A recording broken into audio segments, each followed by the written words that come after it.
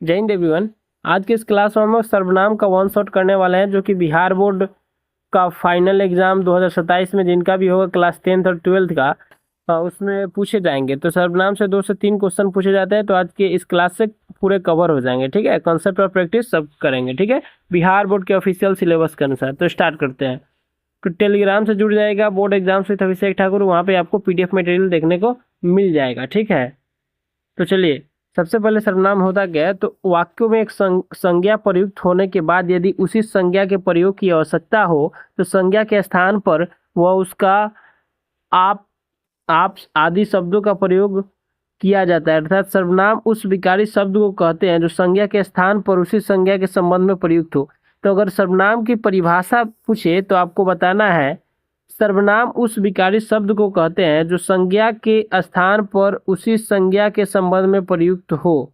जैसे वह, उसका, तुम, मैं। आपको समझ नहीं आया तो मैं आपको समझा देता हूँ। जैसे संज्ञा है राम, ठीक है।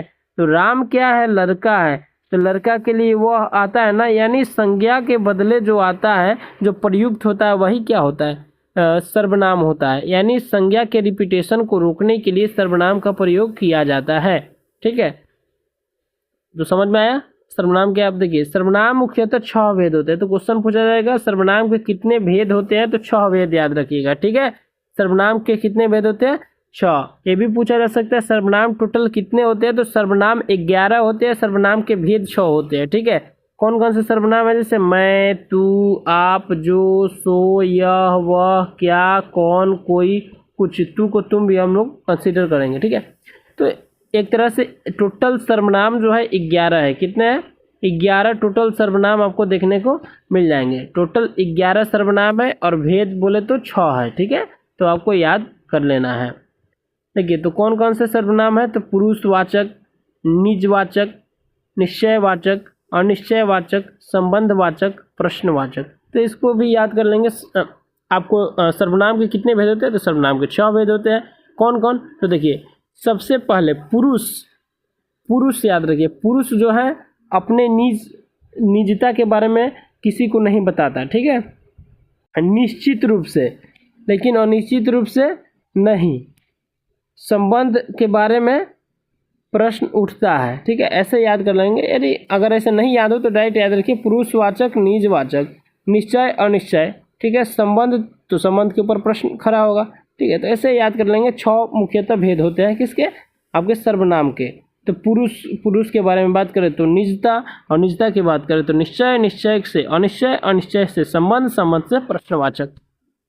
तो पुरुषवाचक सर्वनाम क्या होता है? तो पुरुषवाचक सर्वनाम जिस सर्वनाम का प्रयोग वक्ता या लेखक द्वारा स्वयं के लिए अथवा अन्य व्यक्ति के लिए किया जाता है उसे पुरुषवाचक सर्वनाम कहते हैं, ठीक है। या स्वयं के लिए हो या किसी और के लिए हो, तो वैसे सर्वनाम को पुरुषवाचक सर्वनाम कहते हैं। जैसे आपको अगर परिभाषा पुरुषवाचक सर्वनाम का याद नहीं होता, कोई बात नहीं, आपको एग्जाम्पल जरूर याद रखना है।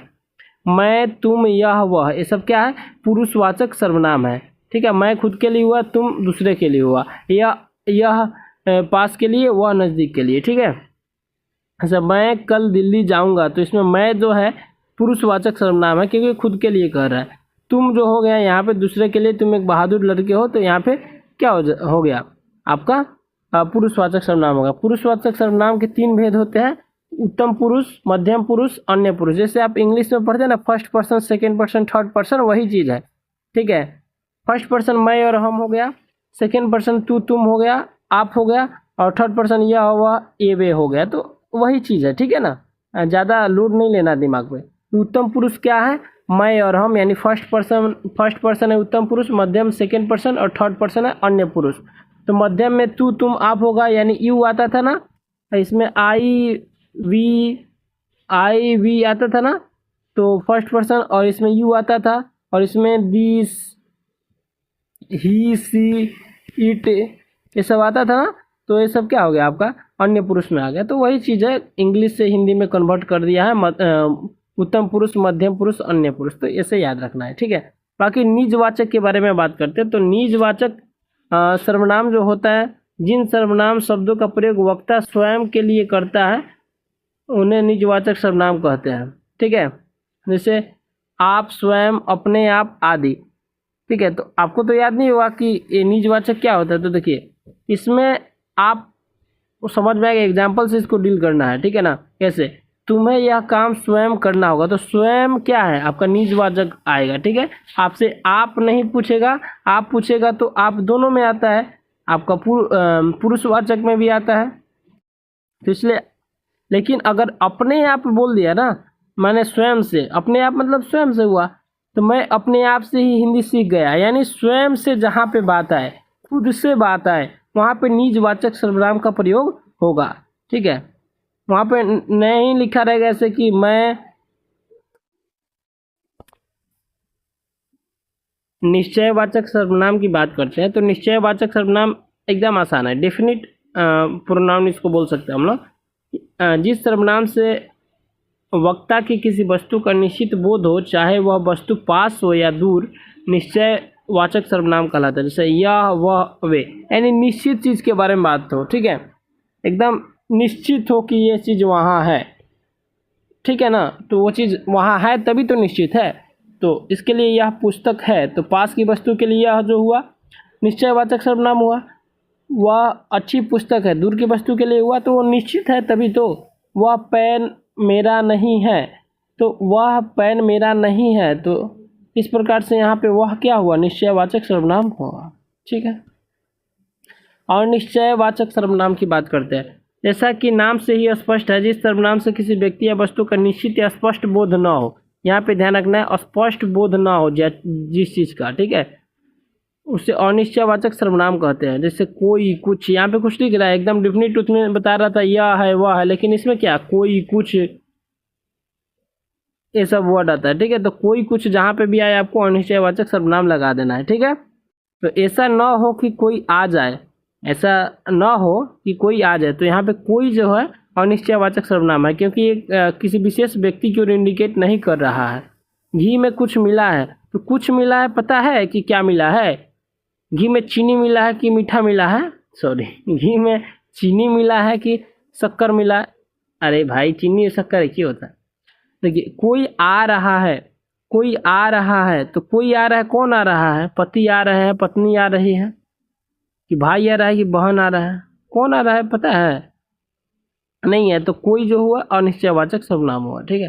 संबंधवाचक सर्वनाम की बात करते हैं। तो संबंधवाचक जिस सर्वनाम से दो व्यक्ति या वस्तु के बीच परस्पर संबंध स्थापित या प्रकट हो, तो उसे संबंधवाचक सर्वनाम कहते हैं। तो जाहिर सी बात है, इसमें संबंध यानी जोड़ने का काम होगा। तो जोड़ने का काम जो, सो, जिसको, उसको, यानी आपको एग्जाम्पल का ये जो वर्ड है इसको याद रखना है, तभी आपका क्वेश्चन वहाँ पे बनेगा। तो जो, सो, जिसको, उसको, ऐसा वर्ड जो आता है ना संबंधवाचक सर्वनाम में आता है, तो याद रखना है जो, सो, जिसको, उसको, ऐसा कोई वर्ड अगर आए तो सब संबंधवाचक सर्वनाम होता है, क्योंकि ये दो व्यक्तियों के बीच परस्पर संबंध स्थापित करने का काम करते हैं, ठीक है। जैसे जो बोओगे सो काटोगे, तो यहाँ पे जो, सो जो है एक तरह से संबंधवाचक सर्वनाम को दिखाता है। वह कौन है जो रो रहा है, तो वह कौन है जो रो रहा है, खाली वह बोले, वहाँ पे पूरा सेंटेंस देखना है किस किस चीज़ को बोल रहा है, ठीक है। खाली वह बोले तो दूसरा सर्वनाम होगा, लेकिन वह है, कौन है जो रो रहा है, तो वह और जो आ रहा है तो संबंधवाचक सर्वनाम की ओर इंडिकेट कर रहा है। जो कल आएगा सो इनाम पाएगा, ठीक है। तो जो, सो, तो यहाँ पे कहीं ना कहीं क्या दिखा रहा है, आपका संबंधवाचक सर्वनाम की ओर दिखा रहा है। लास्ट है प्रश्नवाचक सर्वनाम। तो प्रश्नवाचक में आप समझ गए, जहाँ पे क्वेश्चन मार्क आएगा वो सब क्या है, प्रश्नवाचक सर्वनाम है। तो प्रश्न करने के लिए इसका यूज होता है, जैसे कौन, कहाँ, क्या आदि, ठीक है।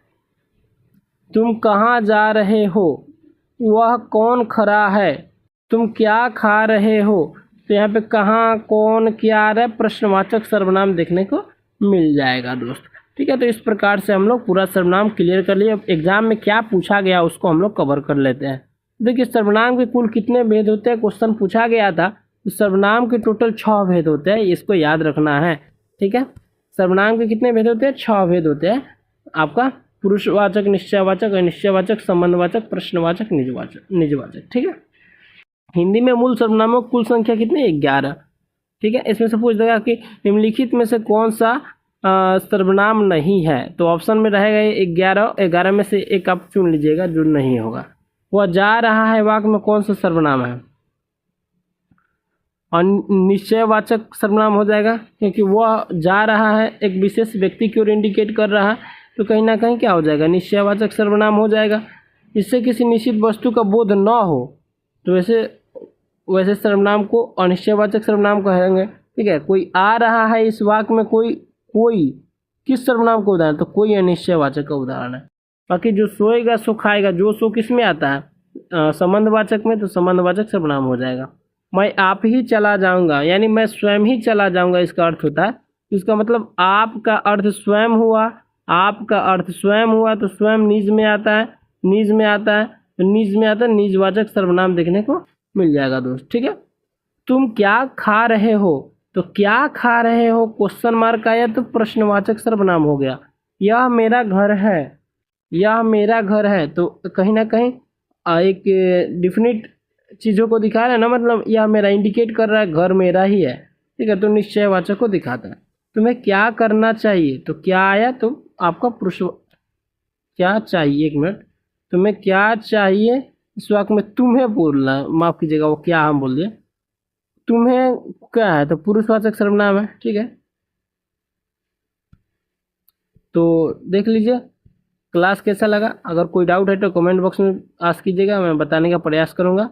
और चैनल पर नए हो तो सब्सक्राइब जरूर कर लीजिएगा। ठीक है, आगे भी क्लासेस आएंगी, और कौन से सब्जेक्ट का क्लास चाहिए आप कमेंट बॉक्स में कीजिए, हम क्लास लाने का प्रयास करेंगे। जय हिंद, जय भारत।